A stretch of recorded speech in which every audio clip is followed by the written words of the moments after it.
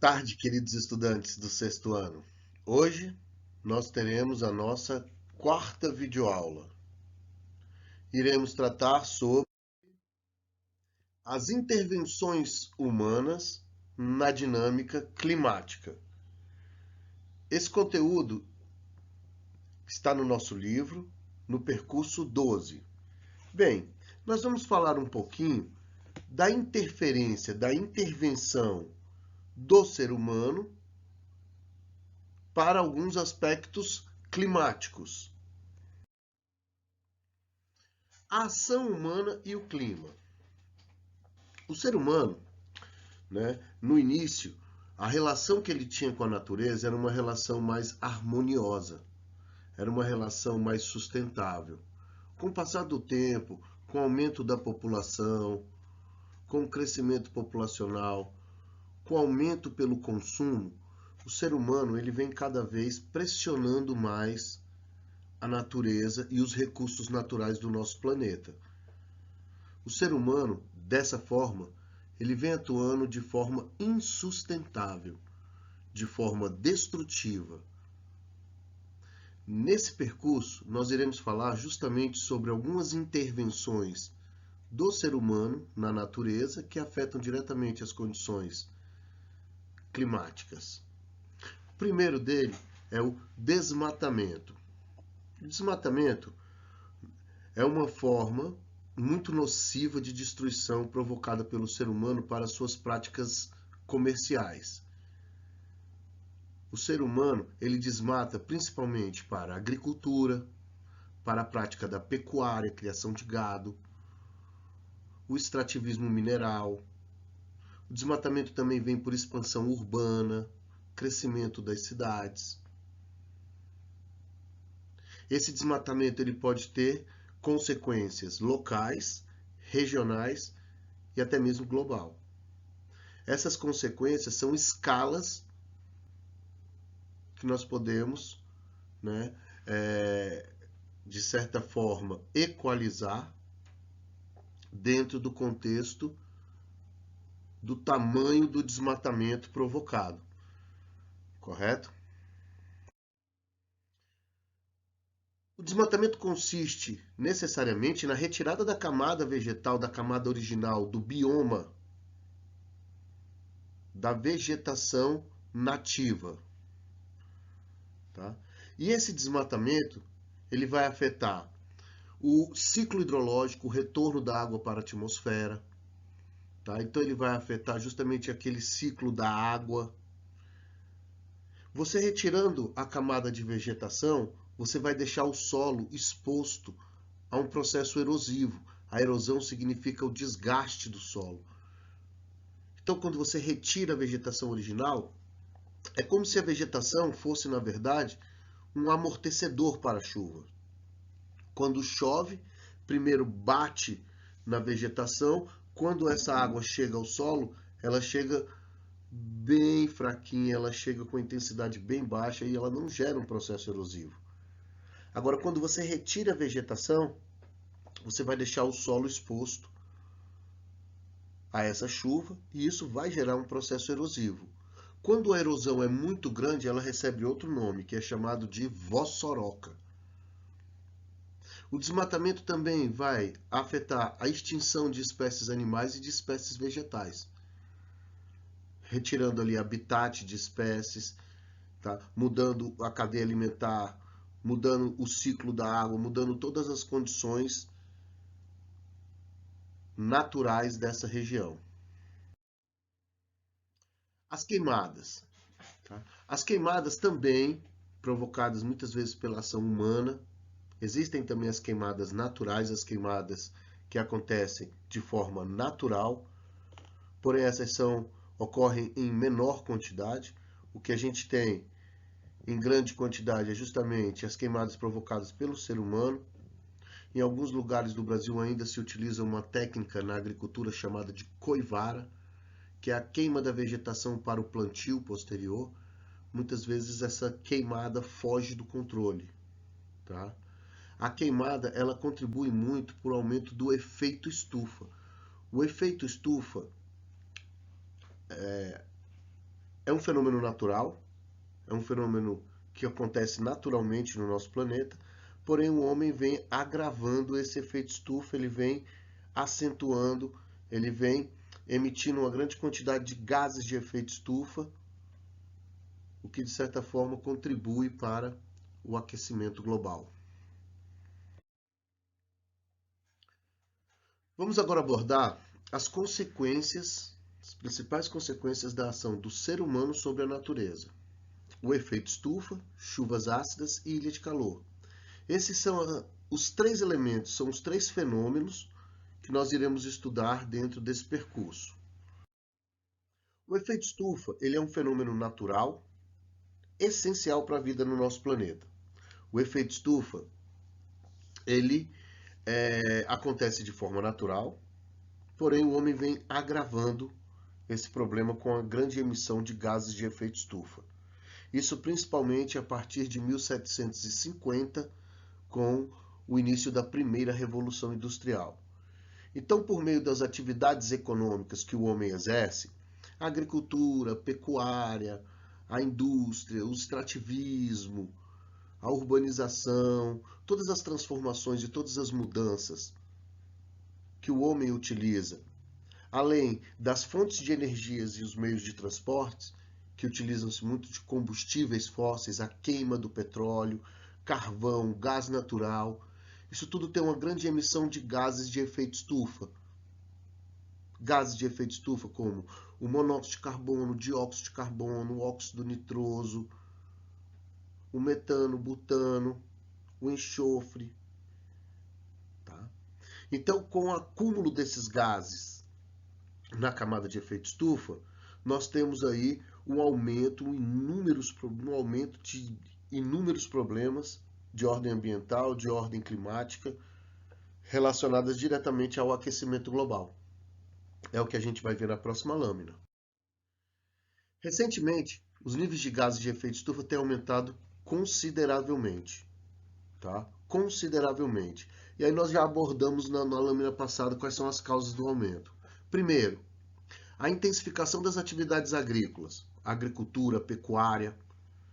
Ah, professor, mas a agricultura e pecuária como que afeta? O desmatamento para pasto, o desmatamento para o plantio. Isso tudo vai afetar diretamente o ciclo hidrológico, vai afetar o regime de chuvas, vai afetar o regime de temperatura, vai afetar toda a dinâmica climática da região. As atividades industriais, e aí principalmente a grande emissão de gases de efeito estufa, a queima de combustíveis fósseis nas atividades industriais, o carvão, o petróleo, o gás natural, o uso de veículos automotores, e não só de veículos automotores, mas praticamente todos os meios de transportes, tá? Existe um grande impacto, né? Exceto os elétricos que possuem uma fonte renovável, certo? E o desmatamento. Esses são os principais causadores dos gases de efeito estufa e que agravam diretamente, né, o efeito estufa, consequentemente gerando o aumento da temperatura do nosso planeta. Aqui nós temos um esquema mostrando o efeito estufa. Né? O correto seria o seguinte: a luz solar ela vai ser absorvida pela Terra, ela vai atingir a Terra, uma parte dela vai ser absorvida, em torno de 70%, e 30% dela vai ser refletida. Essa energia refletida, ela tem que ir para o espaço. O que acontece é o seguinte, olha só, essa primeira parte é justamente o que deveria ser. Essa segunda parte, onde você tem os gases de efeito estufa, é o que acontece a partir do processo de acúmulo de gases na atmosfera. Então, a energia solar, ela atinge o nosso planeta, uma parte é absorvida e a parte refletida, ela não chega aí para a atmosfera, ela fica aprisionada entre a superfície e a camada de gases de efeito estufa. Isso vai fazendo com que a temperatura aumente, principalmente nessa região onde você tem o aumento da concentração de gases de efeito estufa. Esse é um processo natural, Porém, o homem ele vem agravando essa situação por meio da emissão de gases de efeito estufa. Vamos abordar agora um pouquinho as chuvas ácidas. Chuva ácida é um fenômeno atmosférico que ocorre principalmente em países de elevado nível de industrialização e em grandes concentrações urbanas. Consiste no quê? Na precipitação com elevada acidez, com elevada quantidade de elementos ácidos, tá? Como, por exemplo, dióxido de enxofre. As chuvas ácidas elas são extremamente comuns em áreas muito urbanizadas e industrializadas, tanto em países desenvolvidos, como também em países subdesenvolvidos. Tá? Porém, quando se fala de industrialização, a maior concentração industrial se encontra nos países desenvolvidos. Mas existem cidades também em países subdesenvolvidos que, devido à grande concentração de automóveis, a grande área urbana, a grande área industrial, também sofrem com esse fenômeno atmosférico. Tá? Então você tem aí a chuva. As substâncias químicas presentes na atmosfera reagem com vapor e formam alguns ácidos. Esses ácidos eles chegam à superfície por meio das precipitações, das chuvas. A chuva ácida ocorre em lugares com grande quantidade de substâncias tóxicas. Aí eu falei, grande concentração industrial, uma grande área urbana com grande quantidade de veículos. Aqui no Brasil a gente pode citar aí, por exemplo, São Paulo, a região metropolitana de São Paulo. Uma outra área que tem uma grande concentração de atividade industrial próximo a Belo Horizonte, onde você tem grandes indústrias siderúrgicas, indústrias de mineração. Então você tem grandes áreas urbanas que possuem também essa grande concentração de gases, dando origem às chuvas ácidas. Qual é a consequência dessa chuva ácida? O que a chuva ácida ocasiona? Erosão em estruturas metálicas, como pontes, monumentos, estátuas, a rede de água, rede de energia, veículos automotores. Alteração na composição química do solo, e aí você tem que fazer um estudo do solo. Prejudica a agricultura. Afeta florestas, rios, lagos, o bioma como um todo, a fauna e a flora, e contamina também os recursos hídricos. Então você tem uma série de problemas relacionados à chuva ácida. Aqui nós temos um esquema justamente mostrando a ação da chuva ácida em uma área próxima a uma indústria. Então você tem aqui justamente os gases ácidos liberados na atmosfera, os gases são transportados para cima pelo vento, combinam com gotículas de água até formar, tá? Chuva, uma precipitação ácida. E essa chuva ácida destrói plantas, destrói o solo, destrói a fonte de água, corrói construções. Então você tem uma série de impactos negativos relativos à chuva ácida. Ilhas de calor. É o nome que se dá também a um fenômeno climático que ocorre principalmente nas áreas urbanas. Tá? Áreas com elevado grau de urbanização, como regiões metropolitanas, metrópoles e até mesmo megalópolis. Tá? Nessa cidade você tem um aumento da temperatura média devido à grande concentração de área urbanizada e pouca área verde. Então você tem um aumento da temperatura, é você pensar num fenômeno climático também conhecido como albedo. O albedo é a capacidade de reflexão que as superfícies apresentam a partir da sua cor. Isso a gente já vivenciou muito, né? Vamos para o sol com a blusa preta. O que vai acontecer? Vai ficar muito quente, né? Por quê? Porque o preto, ele reflete menos e absorve mais. Agora, se você for para o sol com o mesmo sol, mesma temperatura, com a blusa branca, o que vai acontecer? Vai ficar mais fresco. Por quê? Porque o branco reflete mais e absorve menos. O albedo é a capacidade de reflexão dos solos a partir da cor. Uma área verde reflete muito mais do que uma área cinza. Uma área cinza absorve muito mais calor, muito mais energia. Portanto, vai ser uma área com uma temperatura média maior.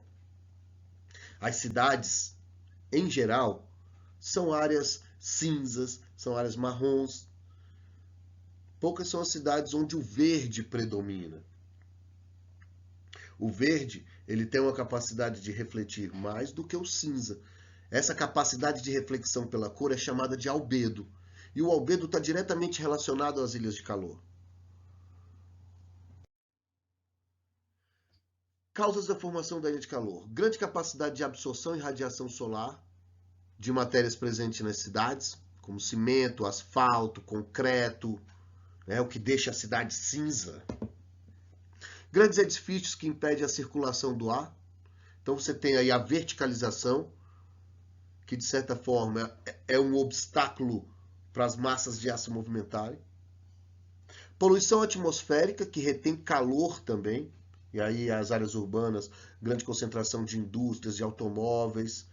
O grande consumo de energia elétrica, porque você tem uma ilha de calor, uma área muito quente, a utilização de equipamentos para refrigeração tem que ser top. Dá um exemplo aí, o Rio de Janeiro no verão. O consumo de energia do Rio de Janeiro no verão é muito maior do que nas outras 3 estações do ano. Porque você está ali justamente no período mais quente, você tem a questão da poluição, você tem edifícios da Zona Sul ali, você tem um processo de verticalização do Rio de Janeiro. Tá? Utilização de combustíveis fósseis. E aí, veículos automotores, movida a diesel, gasolina, aí grande queima, grande emissão de gases, contribui para o aquecimento global, aumenta a temperatura, o desmatamento, que é uma questão também muito importante para a formação das ilhas de calor. Aqui a gente tem um esquema, olha que legal, mostrando justamente a temperatura em graus Celsius de uma área rural, alguns parques e uma área urbana. Você vê que a área urbana ela tem uma concentração de quê? De cores escuras, o cinza e o preto. E nas áreas rurais, no parque e na área rural, você tem a concentração do verde. Então é o que a gente comentou ali atrás, é o chamado albedo, é a capacidade de reflexão. Quando você tem o verde vai refletir muito mais. Quando você tem o cinza, cor mais escura, ele vai absorver muito mais. Então você consegue identificar a temperatura. Na área rural, a temperatura vai aí 29,4. Na área urbana, essa temperatura sobe para 32,8. E lá no parque, onde você tem ali um meio termo, ela vai ali para 30. Então você consegue identificar a ilha de calor. Ilha de calor seria esse bolsão, seria essa área onde a temperatura é maior devido à capacidade de reflexão, que é menor. Deixo aqui para vocês uma atividade. Quero que vocês expliquem como ocorre a chuva ácida e cite as suas principais consequências. Na questão 2, por que ocorrem as ilhas de calor? A gente acabou de citar.